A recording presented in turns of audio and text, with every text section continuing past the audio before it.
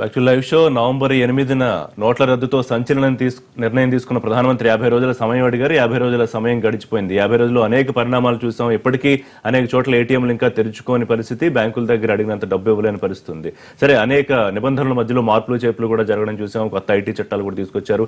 ఇవాళ మళ్ళీ ప్రధానమంత్రి జాతిని ఉద్దేశించి ప్రసంగించబోతున్నారని 2 రోజుల క్రితం వెంకయ్య నాయుడు గారు చెప్పారు. మరి ఇవాళ ఏం మాట్లాడే అవకాశం ఉంది? మళ్ళీ సంచలనాలు ఉంటాయా, లేకపోతే వెసులుబాట్లు ఉంటాయా? దానికి సంబంధించి మాట్లాడదాం. ఇప్పటికే అందరూ యాక్సెప్ట్ చేశారని చెప్పి నరసింహారావు గారు అంటున్నారు. నరసింహారావు గారు, ఒకటి యాక్సెప్ట్ చేశారా లేదా, పాయింట్ నెంబర్ 1. రెండోది, ఇవాళ జాతిని ఉద్దేశించి ప్రసంగిస్తే ప్రధాని అందులో ఏ ఉండే అవకాశం ఉంటుందని అంచనా ఒకసారి మాట్లాడుకుందాం. అంటే మీరు ఇందాక చెప్పారు దాంట్లో ఏమైనా మళ్ళీ సంచలనాలు ఉంటాయని. అంటే ఉంటాయని అంటే దేశం అంతా కూడా భయపడిపోతుంది. మళ్ళీ ఎట్లాంటి ఉపత్కరమైన పరిస్థితి వేస్తాడు, మళ్ళీ ఎట్లాంటి దుస్సాహసాన్ని కొడి కడతాడు ఈయన అన్నది దేశం అంతా కూడా హళ్ళిపోతుంది. నిన్న Wall Street Journal editor, Forbes editor సిఎన్బిసిలో మాట్లాడుతూ వాళ్ళిద్దరు కూడా ఒకే విషయం చెప్పారు. వాళ్ళ భారత ఆర్థిక వ్యవస్థ బ్రహ్మాండంగా ఎదుగుతున్న దశలో కుప్పకూలిపోయింది ఈయన అనాలోచిత నిర్ణయం వలన. దానికి వెనకాల దుర్దేశాలు అంటగట్టలేము. ఆయనకి తెలియదు, ఆయనకి ఆర్థికవేత్త కాదు, ఆయనకి కనీసం ఆర్థిక పరిజ్ఞానం లేదు. ఆర్థిక పరిజ్ఞానం లేకపోతే ఆయన తప్పుడు నిర్ణయం తీసుకుని దేశం ఆర్థిక వ్యవస్థ.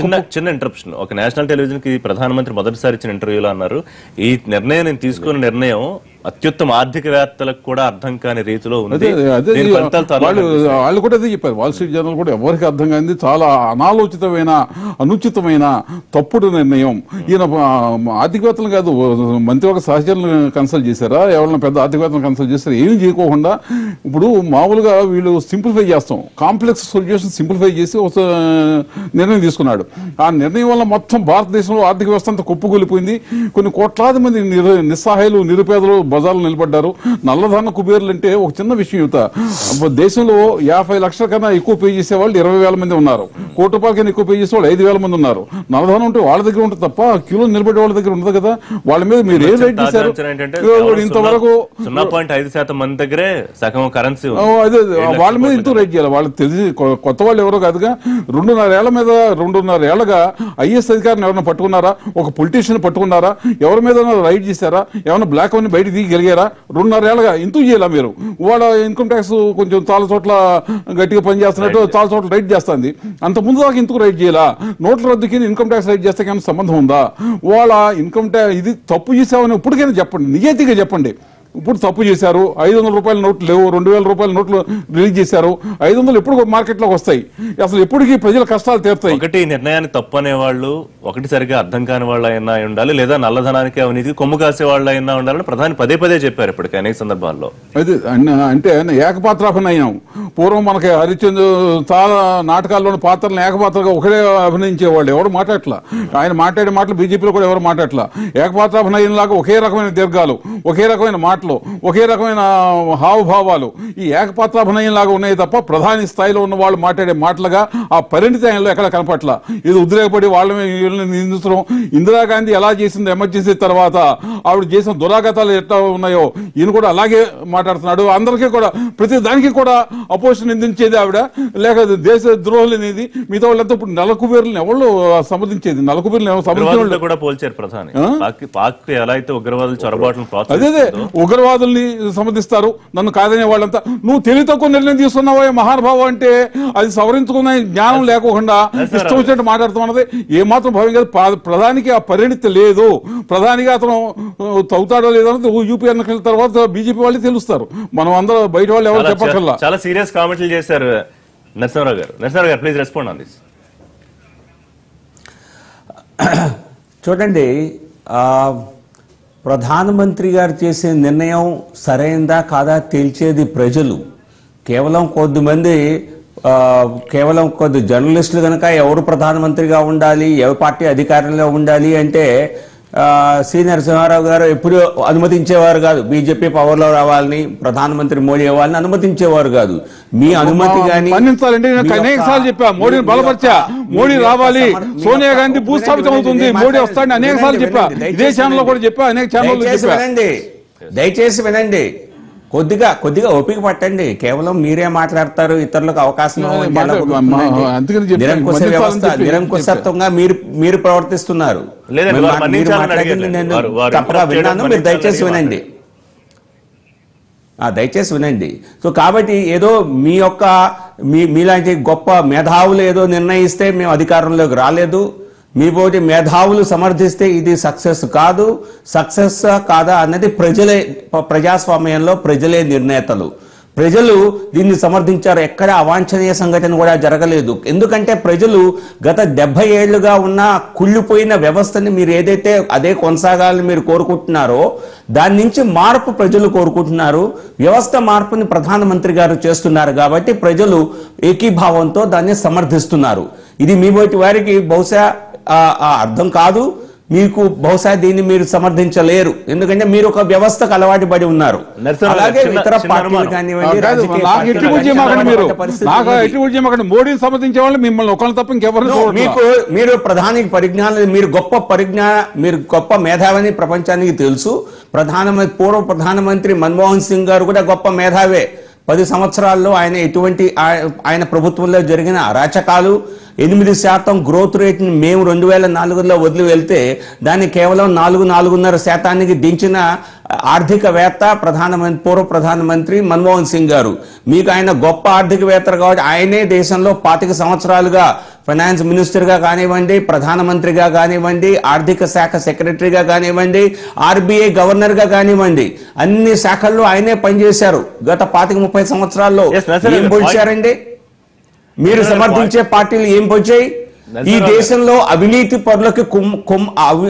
పరులకి సమర్థించారు తప్పితే మొట్టమొదటిసారిగా ఈ దేశంలో అవినీతి పరులు భయపడే పరిస్థితి వచ్చింది. 50 లక్షల ఆదాయం ఉన్నవారు తక్కువ ఉన్నమాట వాస్తవం కావచ్చు. నరసింహరావు, కేవలం అవినీతి పరులు మాత్రమే భయపడ్డారా? ఒకవేళ భయపడి ఉంటే ఎంతమంది అవినీతి పరులు వాళ్ళు బయటకు వచ్చారు? ఎంతమంది దగ్గర నల్లధనం పూర్తి స్థాయిలో బయటకు వచ్చింది? విదేశాల్లో నల్లధనం ఎప్పట్లాగా బయటకు వస్తుంది? ఇదొక పక్కన అయితే సామాన్యులు నిజంగా బెంగపడలేదా, భయపడలేదా? 50 రోజుల సమయం తర్వాత ఒకవేళ మేలు జరుగుతుందా, లేకపోతే మరిన్ని సంచలన నిర్ణయాలు ఉంటాయా? ఇవాళ ప్రధానమంత్రి ఏం అడ్రస్ చేయబోతున్నారు? సామాన్యులు ఇబ్బంది పడ్డ మాట వాస్తవం అండి. అది ప్రభుత్వం కూడా, ప్రధానమంత్రి గారి కానివ్వండి, మేమందరం కూడా మీడియాలో మేము చెప్పడం జరిగింది. ఎందుకంటే ఇది ఎక్స్పెక్ట్ చేయవలసిన విషయమే. అందుకే ఆయన నవంబర్ 8వ తారీఖు రాత్రి ప్రజలను ఉద్దేశించి మాట్లాడటం జరిగింది. ఎందుకంటే అంత పెద్ద మొత్తంలో కరెన్సీని బయటికి తీసినప్పుడు దాన్ని మళ్ళీ బ్యాంక్స్లో వ్యవస్థలో కొత్త కరెన్సీని తీసుకురావడానికి కొంత సమయం పడుతుంది. కానీ గత 45 రోజుల్లో దాదాపు 7.5 లక్షల కోట్ల రూపాయల కరెన్సీని బ్యాంక్స్ ద్వారా విడుదల చేయటం జరిగింది. దాదాపుగా అది 45-50% ఇంతకు ముందు ఉన్నటువంటి కరెన్సీ అమౌంట్లో మన ఇన్వాలిడేట్ చేసిన కరెన్సీలో అంత అమౌంట్ ఉంది. This itself is a big achievement. ఎవరు చేయరు, సాధ్యం కాదు అని చెప్పారు పెద్దలంతా. అదంతా తప్పుగా ప్రజలు కొంత ఇబ్బందులు పడ్డ మాట వాస్తవమే. కానీ ఆ ఇబ్బందులు దాదాపుగా చాలా వరకు తగ్గిపోయాయి అన్న రానున్న కొద్ది రోజుల్లో అది కూడా పూర్తిగా సమసిపోయే అవకాశం ఉంది. ఇక వచ్చిన డబ్బుని బ్యాంకుల్లో వచ్చిందంతా వైట్ అమౌంట్ అయిపోయింది అని ఎవరైనా భ్రమపడితే ఎంతమందికి నోటీసులు వెళ్ళాయో మీ ప్యానల్లో కూడా మీరు అడగచ్చు. వీరిలో కూడా కొంతమందికి నోటీసులు వచ్చుంటాయి. ప్రజలను మీరు అడిగి చూడండి. ఎవరైతే ధనాన్ని ఎక్కువ మొత్తంలో డిపాజిట్ చేశారో, లేదా ఎవరైతే ఇన్కమ్ ట్యాక్స్ రిటర్న్స్ ఫైల్ చేయట్లేదో, ఇతరత్ర ఇన్వెస్ట్మెంట్ చేశారో, ఈ సంవత్సరం కాదు గత 10-15 సంవత్సరాలుగా లెక్కలన్నీ తీసి వారందరికీ నోటీసెస్ పంపించి అందరి దగ్గర నుంచి కూడా ముక్కు పిండి డబ్బు వసూలు చేసే పరిస్థితి ఈ రోజున కలిగింది. కాబట్టి ఎవరైతే నల్లధనాన్ని ఇంతవరకు అవినీతి పరులు చాలా గొప్పగా, చాలా అసలు ధైర్యంగా, ఎటువంటి ఇబ్బంది లేకుండా జీవించడం జరిగింది. ఈ రోజున అవినీతి పరులకి భయం పట్టుకుంది. ఏదో రకంగా మార్పు చేస్తే రేపు వేరే చోట పట్టుకుంటాడు, బంగారంలో మారిస్తే రేపు బంగారాన్ని పట్టుకుంటారు, ఆస్తుల రూపంలో మారిస్తే బెనామీ ప్రాపర్టీని పట్టుకుంటారు అన్న భయం ప్రజల్లో కలిగింది, అవినీతి పరుల్లో కలిగింది. అటువంటి భయం కలగవలసిన అవసరం ఈ దేశానికి ఎంతైనా ఉంది. అదే ప్రజలు సమర్థిస్తున్నారు. రైట్ అండి. అంటే ఒక చిన్న విషయం చెప్పాలండి. నేను కాంగ్రెస్ పార్టీ మొట్టమొదట వాళ్ళకి అఫీషియల్ అపోజిషన్ స్టేటస్ కూడా రాదు.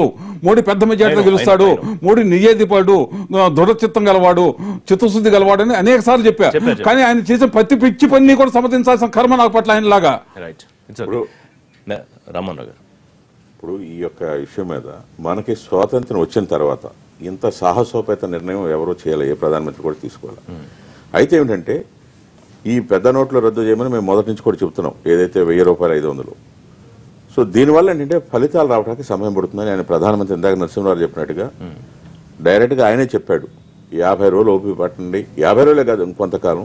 అయితే ఏంటంటే దీని మీద మెకానిజం కొంత గ్రామ స్థాయిలో మీరు అన్నట్టుగా ప్రతి గ్రామంలో బ్యాంకులు ఉండవు.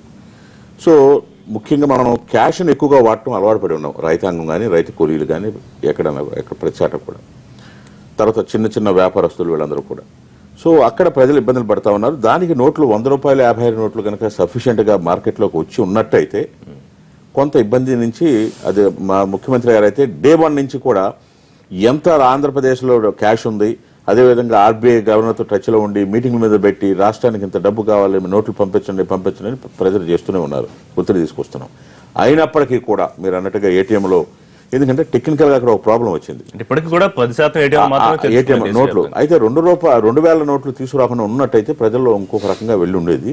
సరే వాళ్ళకున్న ఇబ్బందులు అది తీసుకొచ్చారు. ఈవేళ 86% నోట్లు వాడే వాళ్ళని రద్దు చేసి అంత గ్యాప్ ఫిలప్ కావాలంటే సామాన్య విషయం అయితే కాదది.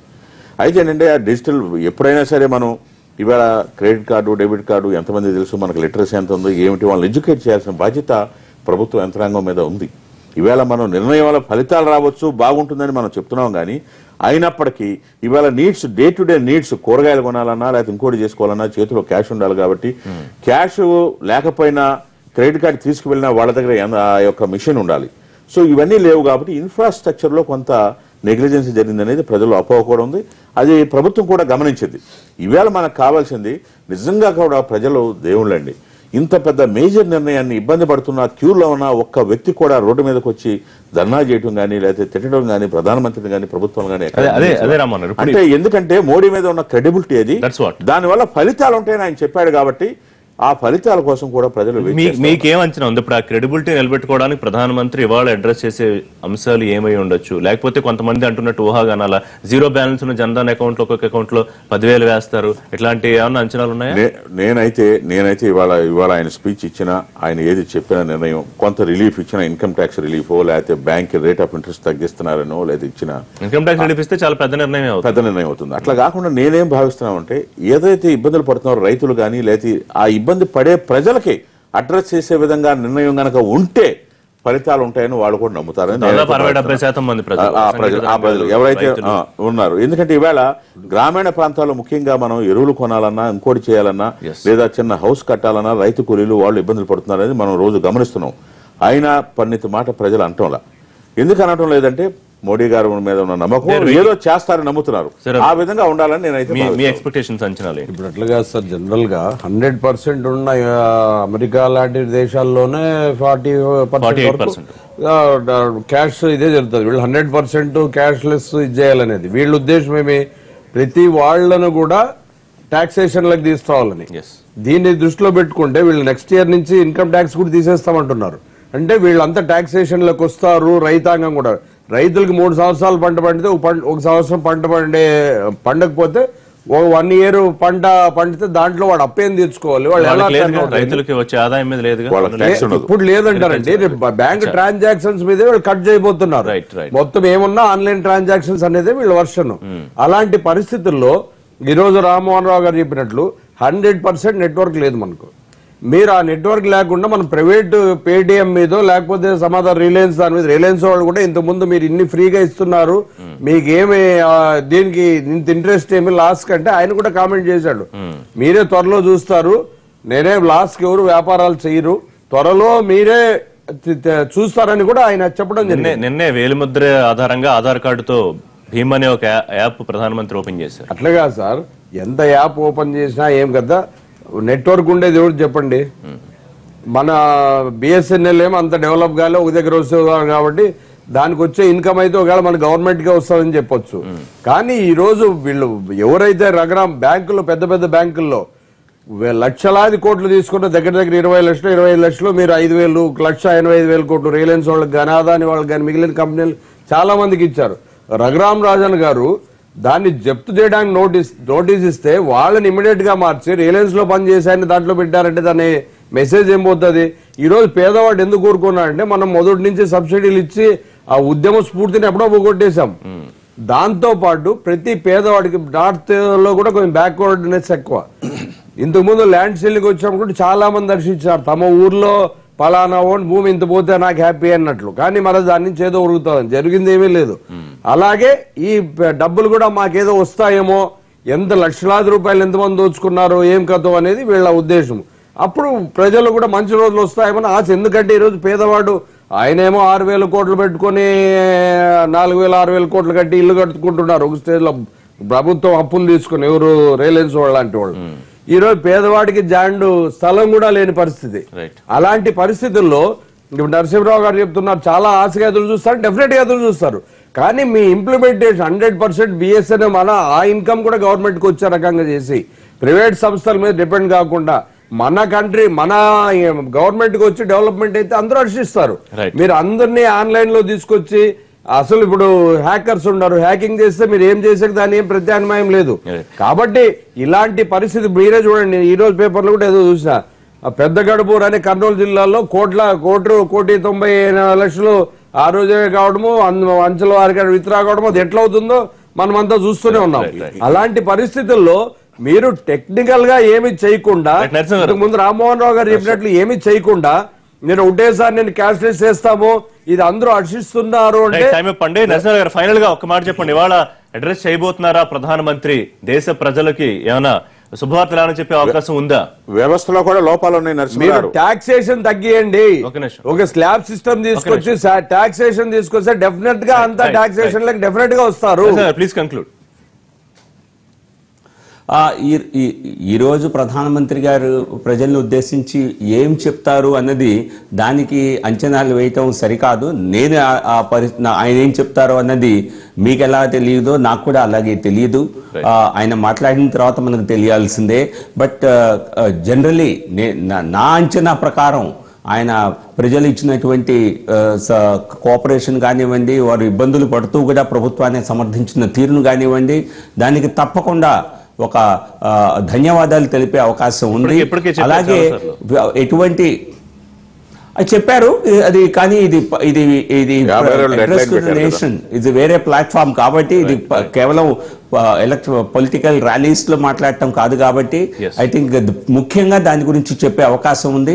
అలాగే రానున్న సంవత్సరాల్లో వ్యవస్థ మార్పుకి ఏ రకంగా కంకణం కట్టుకున్నది ప్రభుత్వం అన్న ఒక సంకేతం ఇచ్చే అవకాశం ఉన్నది. అంతేగాని రాయితీలు, అలాగే ప్రజల సంక్షేమం కోసం, పేద ప్రజల సంక్షేమం కోసం వచ్చే ధనాన్ని వినియోగిస్తామని ప్రభుత్వం ముందుగానే చెప్పడం జరిగింది. దానికి ఒక స్కీమ్, ఒక ఫండ్ కూడా తయారు చేయడం జరిగింది.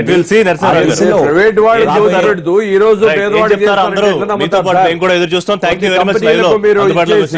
వెరీ మచ్ లైవ్ షోలో పార్టిసిపేట్ చేసినందుకు. ఇదే వాళ్ళ లైవ్ షో.